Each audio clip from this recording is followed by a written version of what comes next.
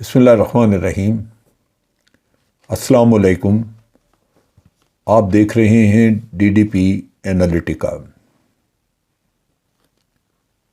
پاکستان کے جو حالات آج ہیں ان سے میں بہت زیادہ فکر مند ہوں، اور بہت سارے اور پاکستانی جو حالات کو سمجھتے ہیں وہ بھی بہت فکر مند ہیں۔ آج ہماری پارلیمنٹ نے فائنانس بل پاس کیا اور اس میں طے ہوا کہ پیٹرول کے اوپر 50 روپے مزید لیوی لگائی جائے گی، کی جائے گی، اور پھر شاید اور بھی قیمت بڑھانی پڑے۔ لگتا یہ ہے کہ یہ 300 روپے لیٹر تک غالباً چلے جائے گی بات۔ اس کے علاوہ ٹیکسز کا جو سٹرکچر دیا گیا ہے بہت ہیوی ٹیکسز ہیں، اور اس میں سیلریڈ کلاس، خاص طور پہ تنخواہ دار طبقہ، ان کا بہت برا حال ہوگا، ان سے بہت زیادہ پیسہ وصول کیا جا رہا ہے۔ بدقسمتی یہ ہے کہ یہ حکومتیں جو بھی آئیں قرضے لے لے کے آگے بڑھتی گئیں، قرض کا انبار بن گیا۔ کسی نے اکانومی کو ٹھیک کرنے کی کوشش نہیں کی کہ قرضے نہ لینے پڑیں، ملک اپنی آمدن جنریٹ کرے اور اس پہ وہ ترقی کرے، یا کم از کم جو قرضے تھوڑے بہت دیے گئے وہ ان کو اتارنے کا انتظام کریں۔ یہاں پہ جو سسٹم چلتا ہے پاکستان میں چل رہا ہے، عرصہ دراز سے میں دیکھ رہا ہوں کہ جو ٹیکس دیتے ہیں ان کے اوپر اور ٹیکس لاد دیتے ہیں۔ معاشرہ ترقی کرتا ہے جب آپ انڈسٹری میں ٹیکسز کم کریں، ان کو فیسیلیٹیٹ کریں، ان کو چھوٹ دیں، تو انسینٹیوز ہوتے ہیں جس کی وجہ سے وہ ترقی ہوتی ہے وہاں پہ۔ لیکن یہ ہوا نہیں۔ پہلی چیز یہ نظر آتی ہے کہ عوام میں انتہائی شدید قسم کی بے چینی ہے، اور اس بے چینی میں ان کا جینا دوبھر ہوا ہے، مشکلات ہیں، اکانومی کی کمزوری کی وجہ سے مشکلات ہیں، اور حکمران صرف یہی طور طریقے چھوٹے موٹے کر کے کہ ادھر ٹیکس لگا ادھر لگا، اور وہ اس سے سمجھتے ہیں کہ سب کچھ ہو جائے گا۔ اور حیرانی کی بات ہے کہ وہی وزراء، وہی لوگ جو اپوزیشن میں جب تھے تو جو صبح شام چلاتے تھے کہ پاکستان کے عوام مہنگائی کی وجہ سے خودکشیاں کر رہے ہیں، مر گئے ہیں، اور عمران خان نے برباد کر دیا، وہ آج خوش ہیں، ان کے چہروں پہ مسکراہٹ، کسی کے کوئی شرمندگی اور ملال نہیں ہے۔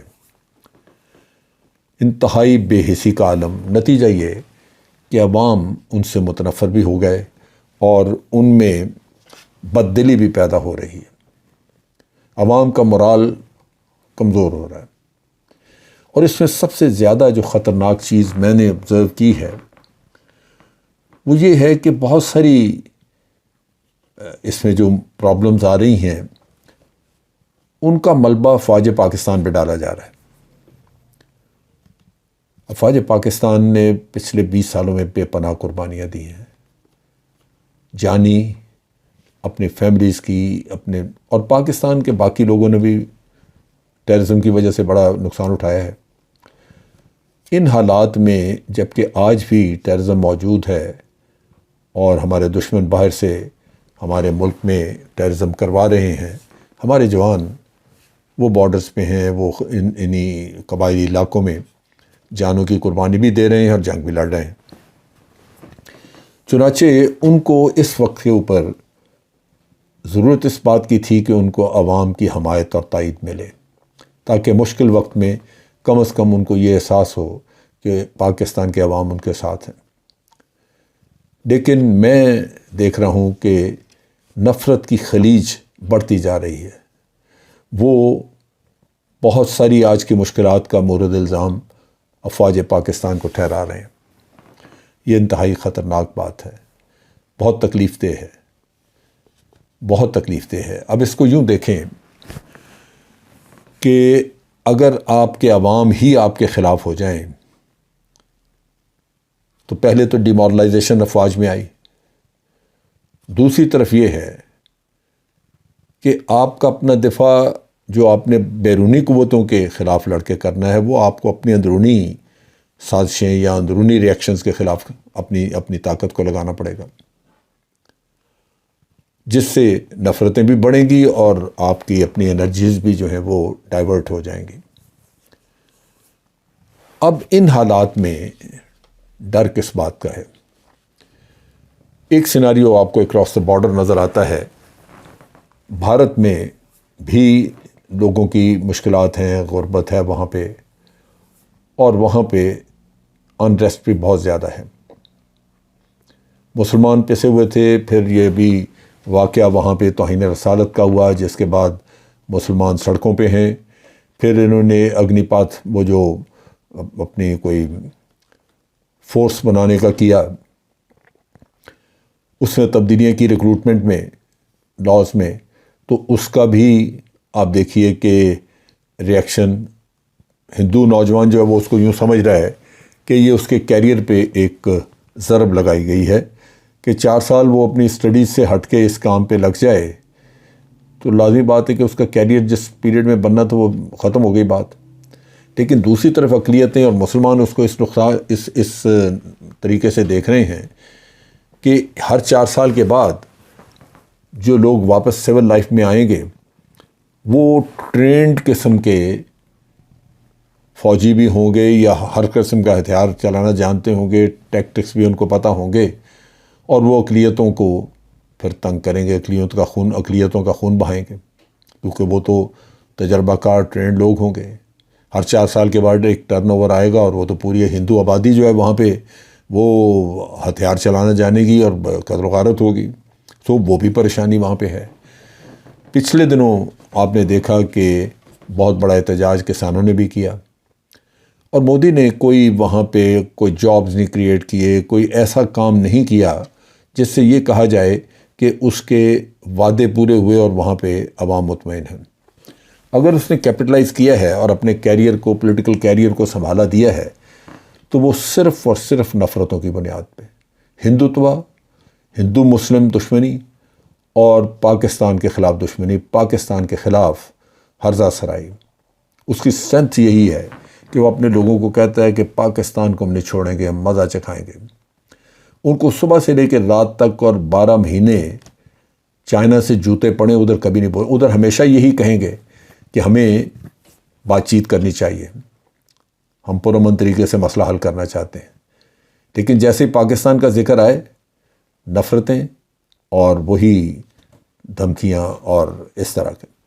اب ان حالات میں جب کہ پاکستان میں عوام اور فوج کے درمیان ایک خلیج بنتی جا رہی ہے، اور پھر ہمارے ملک کی اکانومی اس وقت کمزور ہے، اکانومی بہت بڑے میس میں سے گزر رہی ہے، حالات اچھے نہیں ہیں، اور پولیٹیکل انسٹیبلٹی ہے اس قسم کی جو پہلے کبھی نہیں ہم نے دیکھی، کیونکہ جب ایک سازش کے تحت غاصبانہ طریقے سے اور خرید و فروخت کر کے کوئی ٹولہ حکمران بن جائے، اور خاص طور پہ وہ ٹولہ جو خود جرائم میں گھرا ہو، جس کے اوپر سینکڑوں الزام اور جو ضمانتوں پہ پھر رہے ہوں، 60% کیبنٹ آپ کی ضمانتوں پہ وہاں موجود ہے، تو اس سے کیا توقع آپ کریں گے کہ وہ اپنی قوم کی اخلاقی رہنمائی کیا کریں گے، یا دفاع پاکستان کے لیے وہ کتنے مستعد ہوں گے؟ وہ تو حکومتوں میں آئے اپنے کاموں کے لیے ہیں کہ ان کے اپنے گلے سے یہ توق اترے جو کہ پیسہ انہوں نے حرام کھایا ہوا ہے، اس کو انہوں نے بچانا ہے۔ تو یہ وہ انسٹیبلٹی ہے جو بڑی خطرناک ہے کہ ہم مالی طور پہ بھی اس وقت بہت ویک ہیں، اور پولیٹیکلی بھی ہم نہ صرف ڈس یونائٹڈ ہیں بلکہ افواج اور عوام کے درمیان ایک بہت بڑی خلیج ہے۔ یہ وہ وقت ہوتا ہے کمزوری کا جب باہر کے دشمنوں کو وہ انکریجمنٹ ملتی ہے، وہ سوچتے ہیں کہ یہی وہ وقت ہے جس وقت ہم سٹرائک کر سکتے ہیں۔ ہمارے دشمن ہماری آزادی کے خلاف، ہماری اپنی ایگزسٹنس پہ کبھی انہوں نے اس کو قبول نہیں کیا، اور پھر ان کے عزائم ہم دیکھ رہے ہیں۔ سی پیک کی وجہ سے آپ نے دیکھا بلوچستان کا انریسٹ، اور اس میں کوئی کبھی بھارت میں تو کم از کم کبھی انہوں نے نہیں چھپائے اپنے ارادے، اور وہ یہی کہ بلوچستان کو علیحدہ کرنا ہے۔ آزاد کشمیر کے بارے میں نعرے لگاتے رہتے ہیں کہ جی اس کو کیپچر کرنا ہے۔ سو ایک آپ کہہ لیجئے کہ ایک سازش یا ایک ڈیزائن باہر کی قوتوں کے ذہن میں ہے، اور مغربی دنیا بھارت کی حمایت کرے گی ان چیزوں پہ۔ اس کی مثال آپ کو پلوامہ کے وقت سے مل جاتی ہے۔ پلوامہ کے وقت پہ کشمیری لڑکے نے ایک نے وہاں پہ سوئسائڈ بامبنگ کی اور وہاں 40 لوگ مارے گئے۔ بھارت نے فوراً الزام پاکستان پہ لگایا۔ امریکہ، فرانس، آسٹریلیا وغیرہ، جرمنی، ان ملکوں نے تحقیق کرنا بھی گوارا نہیں سمجھا اور بھارت کے الزام کو فوری طور پہ ایک سرٹیفکیٹ دے دیا کہ درست ہے، اور انہوں نے کہا کہ جناب بھارت کو حق حاصل ہے کہ وہ اب پاکستان کو جا کے اس کام کا جواب دے۔ نتیجہ یہ ہے کہ جب پلوامہ کے بعد بھارت نے بالا کوٹ پہ اٹیک کیا تو کسی نے کنڈم نہیں کیا۔ دنیا کے کسی بھی ملک نے یہ نہیں کہا کہ آپ نے ایک سوورن کنٹری کے اوپر جا چڑھائی کی ہے۔ ہم نے اس کے بعد ان کو ملیٹریلی تو بالکل جواب دیا اور ٹھیک جواب دیا، ٹھوک بجا کے دیا، لیکن ملٹری رسپانس اپنی جگہ پہ جو آپ کی سوورینٹی وائلیٹ ہوئی اس کی رسپانس کیا تھی؟ وہ پوری دنیا نے یا مغربی دنیا نے ان کو حمایت دے دی، کسی نے کنڈمنیشن نہیں کی۔ تو یہ ہمیں ذہن میں رکھنا چاہیے کہ بھارت ایسی صورت پھر بھی کریٹ کر سکتا ہے کہ وہ کوئی فالس فلیگ آپریشن کرے اور الزام پاکستان پہ لگائے، اور مغربی دنیا سے اگر اس نے پہلے کوآرڈینیشن وغیرہ بھی کر رکھی ہے تو آپ دیکھیں گے کہ فوراً بھارت کو یہ لائسنس مل جائے گا کہ آپ کر لیں۔ لیکن یہاں دفاع میں کمزوری جو ہے وہ ہماری اندرونی ہے۔ پاکستان کا دفاع ہمیشہ مضبوط رہا ہے جب پاکستان کے عوام اور پاکستان کی افواج بالکل آپس میں اکٹھے رہے۔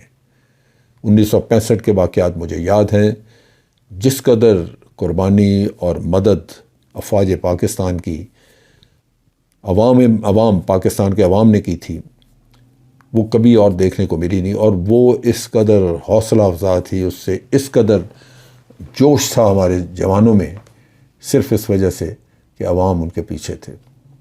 آج عوام پیچھے نہیں ہے، ہمیں بار بار بہت بری باتیں سننی پڑتی ہیں، ان سے بہت طعنے سننے پڑتے ہیں۔